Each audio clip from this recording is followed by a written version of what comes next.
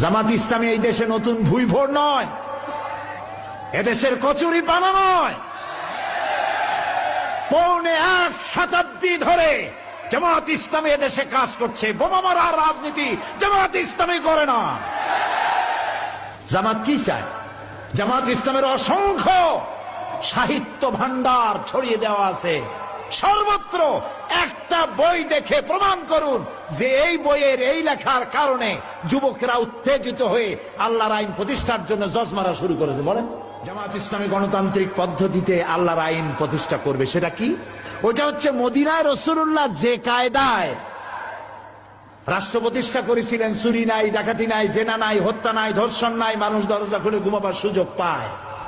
রসুলের আদলে, রসুলের অনুকরণে মদিনার রাষ্ট্রের মতো একটি রাষ্ট্র বাংলাদেশে প্রতিষ্ঠার স্বপ্ন দেখে জামাত ইসলামী। ওই স্বপ্ন পূরণের জন্য যদি প্রয়োজন হয় জামাত ইসলামী 100 বছর অপেক্ষা করবে, চরমপন্থা অবলম্বন করবে না।